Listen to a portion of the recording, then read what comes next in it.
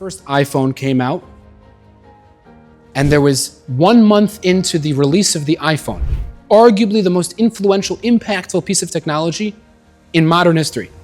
There was a meeting of the executives in Apple's headquarters in Northern California, and they were terrified because 1 month into this, there were already bugs, and there were system downgrades, and there were issues and hackers, and there were all these rumors that they failed, and it was a botch. And Steve Jobs, the CEO at the time, the inventor, he called for a meeting, and they thought they were gonna have it. Their heads would roll. They were gonna get fired. He was gonna come in with a blowtorch. He comes in, and they're pleasantly surprised. He's in a good mood. He says, I have great news for you all. I have the system update. They never heard of the term system update. What are you talking about? In 20 minutes, I've called a national news broadcast. I'm going to release and announce the first Apple software update. They look at him like, are you nuts?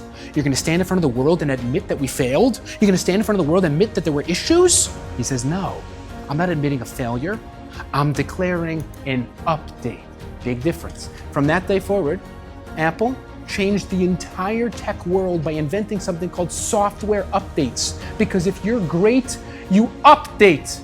Did you know that since that day, there has been 19 different generations of iPhones, thousands and thousands and thousands of software updates, hundreds and hundreds of thousands of fixes and changes, $30 billion a year that they spend on research and development. 160,000 employees of Apple are focused on one thing and one thing only, updating the software. The App Store has 150,000 updates every single day.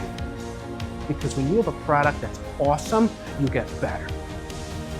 So if technology, the single most powerful invention with the iPhone at the forefront, updates itself, unembarrassed to do so, then certainly in the neshama of Yeshiva Bachar, only the most important people on the face of the earth are not embarrassed to say, yeah, last year we allowed smartphones, and this year we're not allowed to add smartphones. That's not a mistake. We're not downgrading, we are updating. It should be a source of pride.